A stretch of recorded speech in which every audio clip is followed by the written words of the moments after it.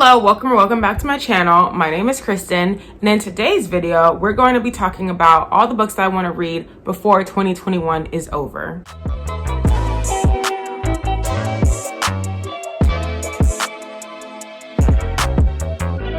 But before we get started, make sure that you're subscribed down below and that your notification bell is turned on so that you're notified every time I upload a new video. Also down below in the description box, you'll find all my social media accounts, including Twitter, my Bookstagram, and my Goodreads if you want to follow me outside of YouTube. I can't believe we're already almost halfway through the month of November. I feel like we just got here. There's a month and a half left of 2021. I just can't wrap my head around it, but I am happy to be here. We're going to start with this end of the year TBR. As always, I have so many books that I want to read, and I was literally staring at my bookshelves like I want to read everything that I have on my shelf. But I did limit myself to 10 books that I'm going to include in this video because I'm trying to be a little realistic. I am super close to reaching my Goodreads goal of 75 books. I've read 73 books and I am reading 2 books right now. So once I finish those books, I will be at my 75 books. And so if I am able to read all these 10 books that I'm going to talk about, that would bring up my total to 85 books, which would just be so amazing for me. So I'm really going to try my very hardest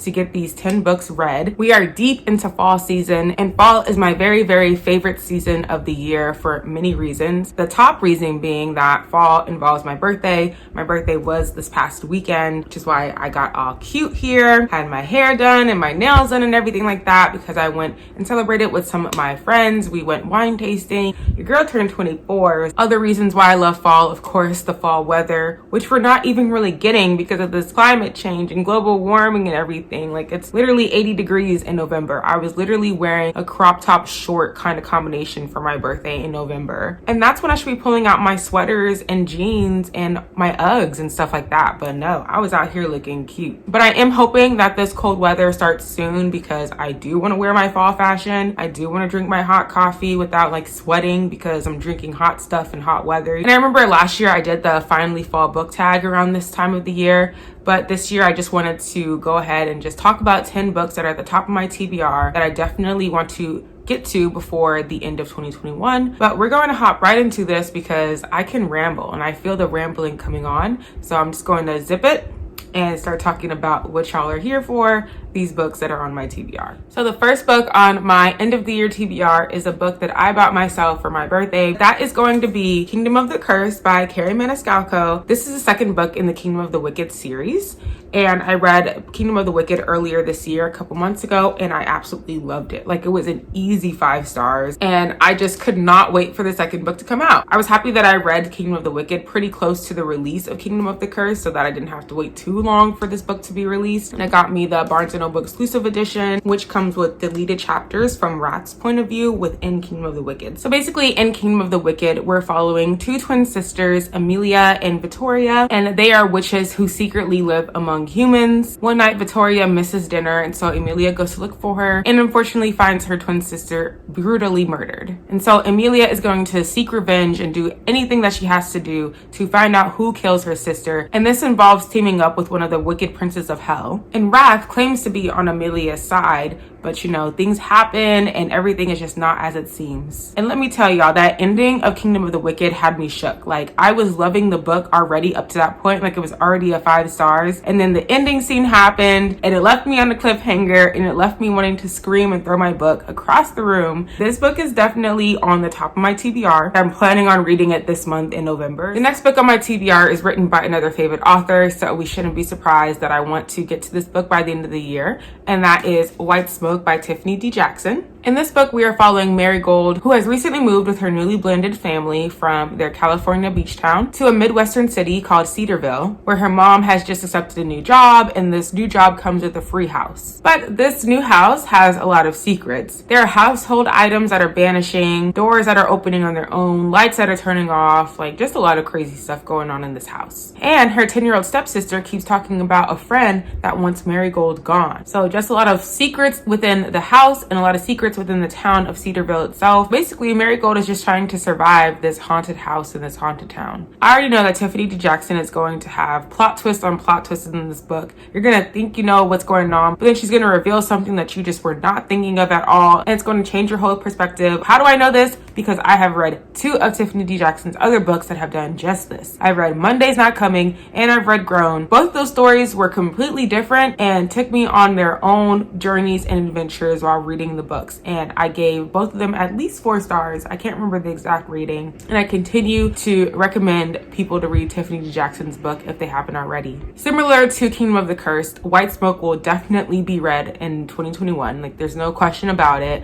I will be reading those books hopefully in the month of November, but if not, then by early December these 2 books will have been completed and they will have their ratings and their reviews and everything up on this channel as well for you all to see. It's finally time for me to read a VE Schwab book, right? Do y'all agree with me that I should finally read VE Schwab? I think so. I think I own like 4 or 5 books written by her. The VE Schwab book that I definitely want to read first by her is going to be Vicious. And there are so many reasons why I want to read Vicious. Firstly, because it's so highly raved about in the book community, right? In Vicious, we are following 2 college roommates, Victor and Eli, who in their senior year realize that they share a similar research interest. They are interested in adrenaline, near-death experiences, supernatural abilities, you name it, they are interested in it. And they believe that under the right conditions, somebody could develop supernatural abilities. But soon, their thesis moves from being academic to being experimental, and everything just goes wrong. From what I've heard, this is a book about villains, and it's from the perspective of villains. Everybody loves this book in the book community. I don't know anybody who has read a VE Schwab that hasn't recommended Vicious as a book that is one of their favorites written by her. So I definitely want to get to this by the end of the year. Going off of the whole villain kick and wanting to read books about villains,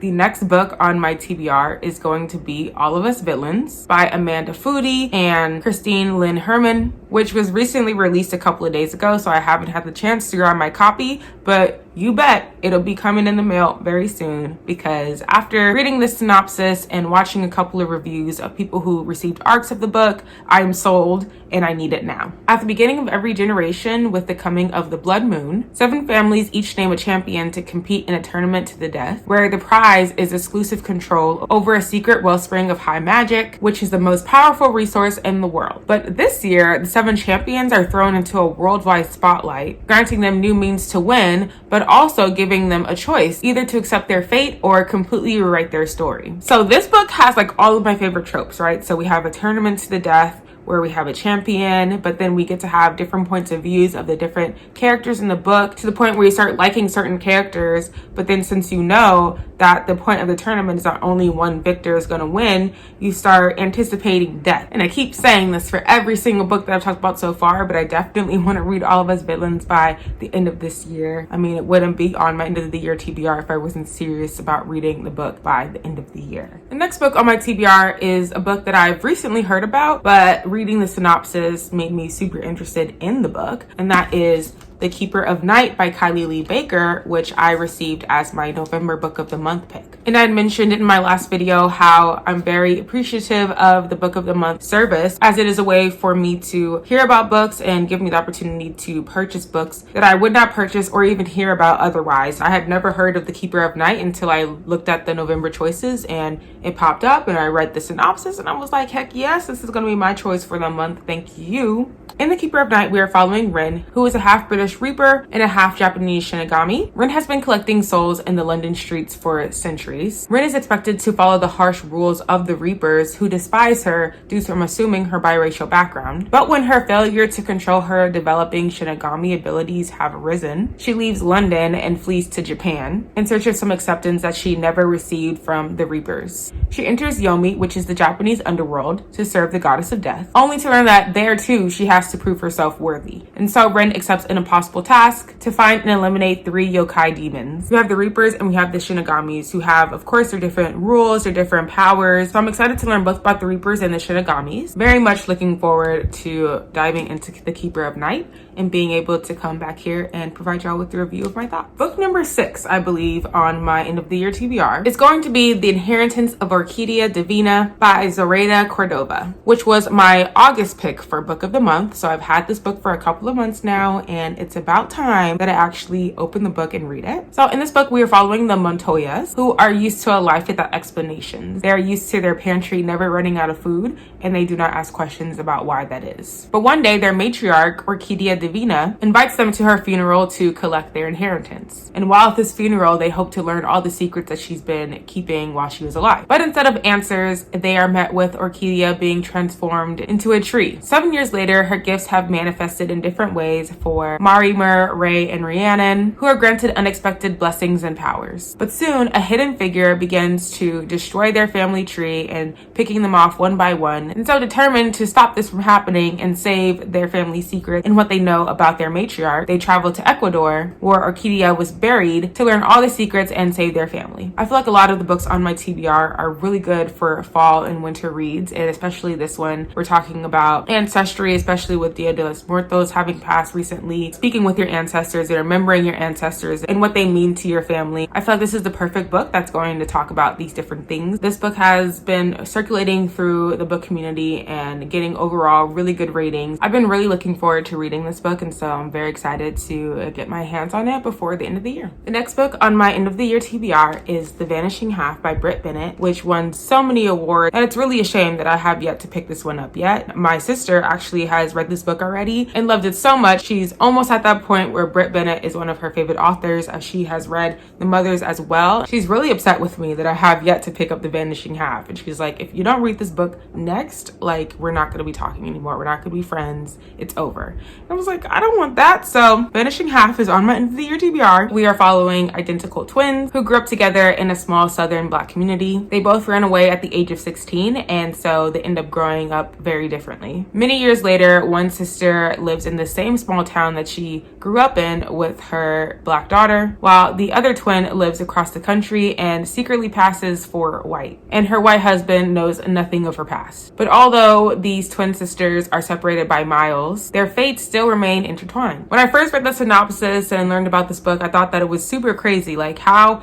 are identical twins, one is passing as white and the other is passing as Black? I'm really interested to see those dynamics and how that even came to happen in the first place. Because if they were inseparable at birth and they ran away at 16, did they run away to different locations? Did they lose each other? Like, what happened? Why are they not living together, like living in the same town together at this point in their lives? I have a lot of questions that make me even more interested to read the book. So I'm very interested to read this book and see what the heck is going on with these twins. The next book on my TBR is definitely gonna be Jade Legacy by Fonda. Like, it needs no introduction and needs nothing added besides the fact that Jade Legacy is finally coming out this month in November, and of course I already have it pre-ordered, so I'm getting that book as soon as it's released. And you know who else has the book pre-ordered? My brother, because he read Jade City and Jade War a few months ago, and he's hooked now too, and so we're both like patiently waiting for the book to hit our doors because we're gonna buddy read that together, and I'm so excited for this buddy read with my brother. In the Jade City trilogy, we are following the Call family, who is one of 2 crime syndicate families in the island of Kekon. Is the only place in the world that produces a magical jade that grants those with the right training and heritage superhuman abilities. But there is some simmering tension between the Call family and their rivals, and this whole clan war erupts, and when I tell y'all, it's epic, it's epic. So many things are happening. We get lots of point of views. There's lots of high points and low points. It's just so much going on that you just have to read the book for yourself to understand the levels of amazingness that Fonda has created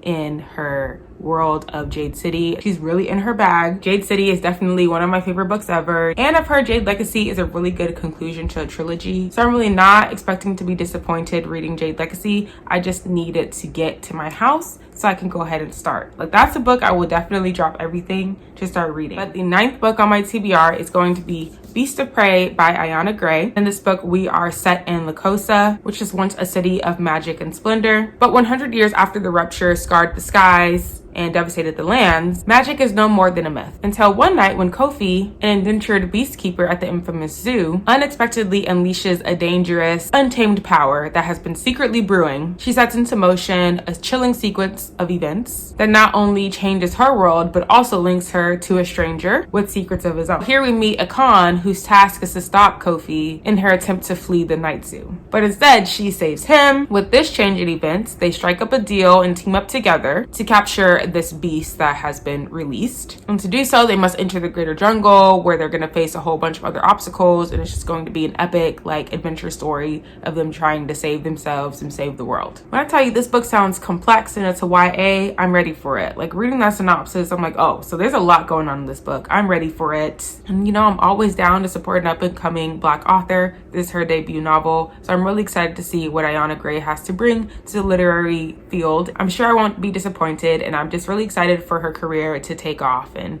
be the success that she deserves to be. All right, y'all, we've made it to the end. Number 10 on my end of the year TBR is going to be This Poison Heart by Kalynn Bayron, which my lovely boyfriend gifted me for my birthday. I still haven't read Cinderella is Dead by Kalynn Bayron, so I feel like maybe I should read that one first before reading This Poison Heart. No, they're not a duology or anything, but Cinderella is Dead was her debut novel and this is her sophomore novel. In this book, we're following Briseis. I have no idea if I'm saying the main character's name correct, but Briseis has a gift. With a single touch, she can grow plants from a tiny seed to a full blossom. When Brie's aunt dies and leaves her an estate in New York, Brie and her parents hope that with her being surrounded by plants, she'll be able to control her gift. But their new home is sinister in ways that they had never expected. It comes with a mysterious set of instructions and generations of secrets. There's more to Brie's sudden inheritance, and she was determined to uncover all of the secrets. All I can imagine from this book is just like a girl just doing all of this and just plants just growing up around, and she just pushing all her power out. That alone just sold me there. Those are the 10 books that are at the top of my TBR list so far. There are of course so many more of the books that I want to read that I haven't gotten to. I'll read them eventually. I just wish I could read a little bit faster. I wish I had more time to read in my day. To end this video, I just wanted to showcase the other 2 books that my boyfriend got me for my birthday. He's so sweet for thinking of me and getting me these books that were at the top of my